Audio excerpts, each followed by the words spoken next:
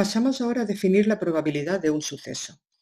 La probabilidad de un suceso se refiere al grado de posibilidad de que ocurra dicho suceso. Esa probabilidad se expresa con un número comprendido entre 0 y 1. Imaginaros que yo lanzo una moneda. Intuitivamente todos podríamos decir que la probabilidad de que salga cara es un 50% y de que salga cruz es otro 50%, porque tiene la misma probabilidad una cosa que la otra. Lo que pasa es que la probabilidad no se expresa en tantos por cien, sino que se expresa en tantos por 1 y su número, como os he dicho antes, siempre está entre 0 y 1. Si tenemos un suceso S, la probabilidad de ese suceso se escribe con la letra P y luego entre paréntesis el suceso S, P de S, y siempre es un número que está entre 0 y 1. Teniendo los casos extremos de 0, tendríamos la probabilidad de un suceso es 0 cuando es imposible que se realice ese suceso. Es decir, si al lanzar un dado queremos calcular la probabilidad de que salga un 8, pues obviamente esa probabilidad va a ser 0, y será 1 cuando el suceso es seguro que va a ocurrir. Por ejemplo, si al lanzar un dado queremos calcular la probabilidad de que salga un número menor que 10, pues 1, ¿vale? El 100%. Vosotros podéis, si os aclaráis mejor, la probabilidad que es un número entre 0 y 1, pasarosla a porcentajes. Y por ejemplo, si la probabilidad da 0,3, suponer que es un 30%. Y a lo mejor mentalmente, pues os ayuda a entenderlo mejor. Por lo tanto, la probabilidad es un número que está entre 0 y 1 y cuanto más cerca de 0 esté ese número, significa que el suceso es más poco probable y cuanto más cerca de 1 esté ese número, significa que el suceso es mucho más probable. Vamos a ver una serie de propiedades que cumple la probabilidad, que son las siguientes. Las voy a ir marcando. Primero, que la probabilidad del espacio muestral siempre es 1. ¿Qué quiere decir esto? Acordaros que el espacio muestral eran todos los sucesos posibles. Si yo lanzo un dado, el espacio muestral era el 1, el 2, el 3, el 4, el 5 y el 6. Por lo tanto, la probabilidad de que salga alguno de esos números al lanzar un dado siempre va a ser 1, porque en el espacio muestral están comprendidos todos los posibles resultados. La probabilidad del suceso imposible o del suceso vacío va a ser 0, porque acordaros que el suceso imposible no se podría cumplir nunca y era aquel que no tenía ningún elemento. Y en cualquier otro caso, que no sean estos casos extremos como hemos comentado antes, la probabilidad de cualquier suceso S siempre estará entre 0 y 1. También cabría destacar una igualdad bastante importante, que es cómo calcular la probabilidad del suceso contrario a partir de la probabilidad del suceso. Os voy a poner un ejemplo para que lo entendáis. Imaginaros que yo he mirado las previsiones del tiempo para mañana y dice que la probabilidad de que llueva mañana, lo voy a decir con porcentajes para que lo entendáis mejor, la probabilidad de que llueva mañana es de un 20%. ¿Cuál sería el suceso contrario a que llueva mañana? Pues claramente el suceso contrario a que llueva mañana sería que no llueva mañana. Y si la probabilidad de que llueva mañana es un 20%, ¿cuál creéis que sería la probabilidad de que no llueva mañana? Pues un 80%. ¿Y cómo hemos calculado ese 80%? Pues es lo que falta, lo que le falta al 20% para llegar al 100%. O dicho de otra forma, hemos visto el 100% menos el 20% que era la probabilidad de que lloviese, eso da un 80%, pues eso será la probabilidad de que no llueva. Pues exactamente igual, pero sin porcentaje, si tenemos un suceso S cualquiera, la probabilidad de su contrario, de S', será 1 menos la probabilidad del suceso S. Voy a poneros ahora, para que lo entendáis, este mismo ejemplo, pero en lugar de en porcentajes, en probabilidades. Si yo he mirado en la web de meteorología y he visto que la probabilidad de que llueva mañana es de 0,2, ¿cuál sería la probabilidad de que no llueva mañana? Que es su contrario. Pues la probabilidad de que no llueva mañana sería 0,8, que se calcula haciendo 1, que es la probabilidad total, menos el 0,2, que era la de que lloviese. Bueno, supongo que lo habéis entendido y vamos a pasar a ver la regla fundamental de la probabilidad. Es una regla que nos va a permitir calcular la probabilidad de la mayoría de los sucesos que vamos a ver en este tema. Se llama regla o ley de Laplace. Laplace fue un matemático francés que estudió bastante la probabilidad y que sacó la conclusión siguiente. Tenemos que imaginarnos, para que esto sea cierto, que estamos trabajando con sucesos o experiencias regulares. Son aquellos que todos los posibles sucesos elementales tienen la misma probabilidad. Son todos los casos que hemos visto hasta ahora. Si lanzamos un dado, tiene la misma probabilidad de que salga un 5 que salga un 4. O si lanzamos una moneda, tiene la misma probabilidad de que salga cara de que salga cruz. Si sacamos una carta de la baraja, cualquiera de ellas tiene la misma posibilidad o probabilidad de salir. Esos sucesos se llaman sucesos equiprobables y en estos casos es cuando se puede aplicar la probabilidad de Laplace. Y la regla dice así, que la probabilidad de un suceso, llamémosle S, es tan solo dividir los casos favorables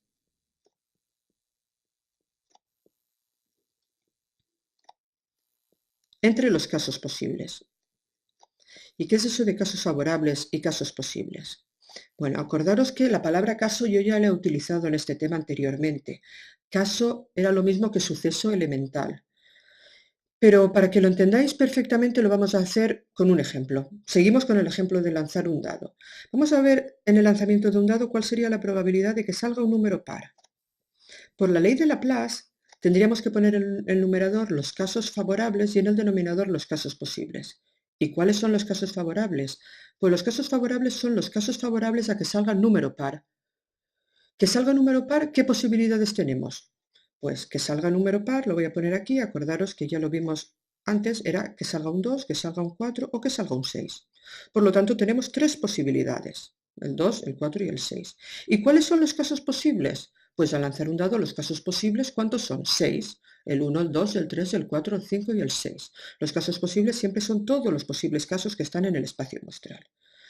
Por lo tanto, por la ley de Laplace, la probabilidad de que salga par al lanzar un dado sería 3, que son los tres casos favorables a que sea par, entre 6. Y 3 entre 6, si hacemos esa operación, sería 0,5. Y 0,5 lo podéis entender vosotros como un 50% de posibilidades, si lo queréis mirar con probabilidades en porcentajes. Veamos otro ejemplo. Imaginemos que sacamos una carta de una baraja española y queremos calcular la probabilidad de que sea copas. Pues la probabilidad de que sea copas, exactamente igual, tenemos que aplicar la misma fórmula, casos favorables entre casos posibles. Vamos a ver cuántos casos posibles. Me gusta empezar por el denominador, viendo los casos posibles, porque así estudiamos del espacio muestral y ya nos hacemos una idea de en qué situación nos encontramos. Si sacamos una carta de la baraja española, ¿cuántas posibilidades hay? ¿Cuántos casos posibles saldrán? 40. Las 40 cartas que tenemos, ¿verdad? ¿Y los casos favorables? Casos favorables a que sean copas, o dicho de otra forma, ¿cuántas copas hay? Pues hay 10 cartas que sean copas, pues ponemos 10, y 10 entre 40 sería la probabilidad de sacar copas.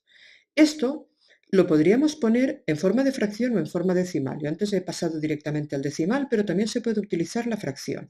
Si utilizamos la fracción, siempre simplificamos al máximo, en este caso dividiendo entre 10, y tendríamos la fracción un cuarto, eso es perfectamente correcto.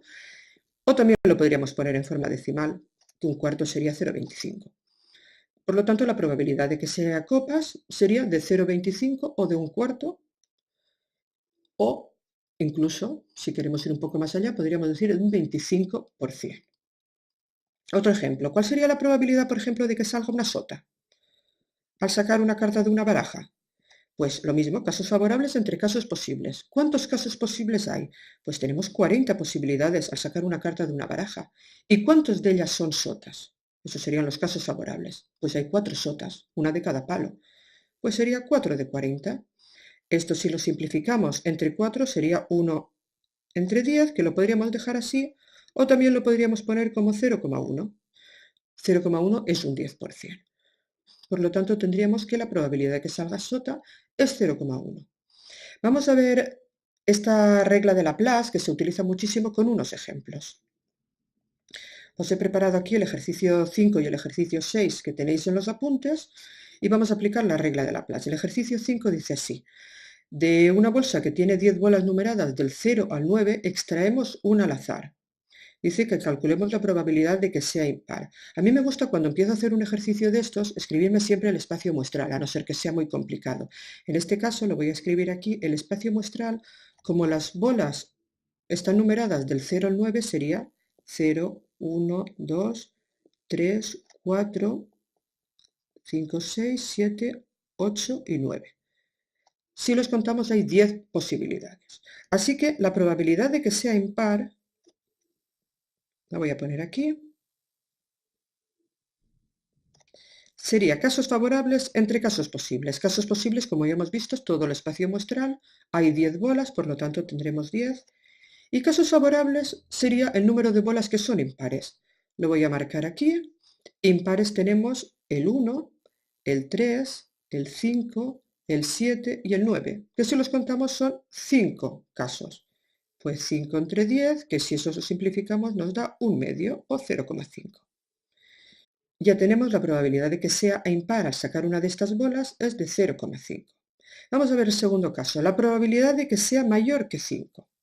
Bueno, pues la probabilidad de que sea mayor que 5 lo pongo de esta forma. Sabéis que ese símbolo que acabo de poner, el símbolo de mayor, es de 10 casos posibles, ¿cuántos hay que sean mayor que 5? Pues vamos a marcarlos, en este caso lo voy a marcar por ejemplo en rojo. Mayor que 5 tenemos el 6, el 7, el 8 y el 9. Fijaros que pone mayor que 5, no mayor o igual. En eso soléis equivocar mucho. Si pusiese mayor o igual que 5, contaríamos también el 5, pero como no pones igual, no contamos el 5, solo el 6, el 7, el 8 y el 9, que en realidad son 4 casos. 4 de 10, eso nos da 0,4.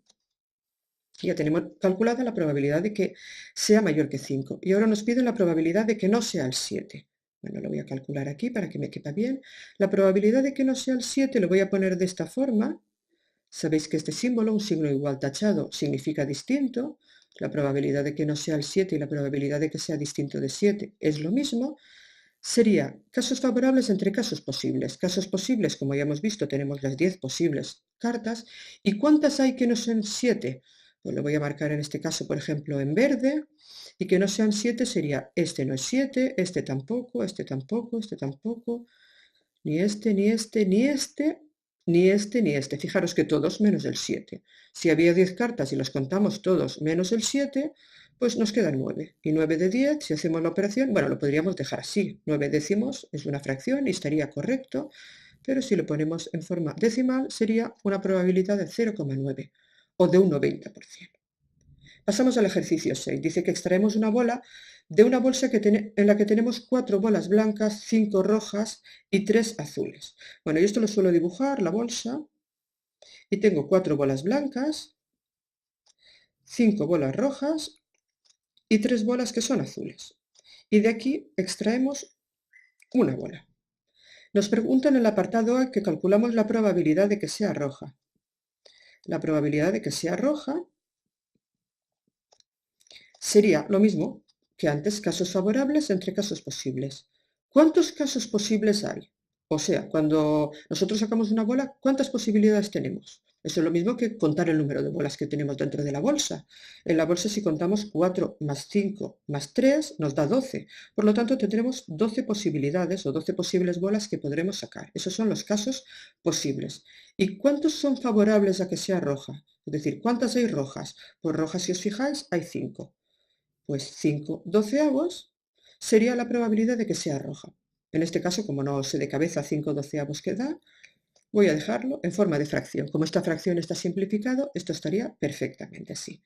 Y vamos a ver la probabilidad del apartado B. Dice, ¿cuál es la probabilidad de que no sea blanca? De que no sea blanca. Bueno, pues lo mismo, casos favorables entre casos posibles. Ya hemos visto antes que hay 12 casos posibles. ¿Y cuántos hay que no son blancas? ¿Cuántas posibilidades hay de que no sea blanca?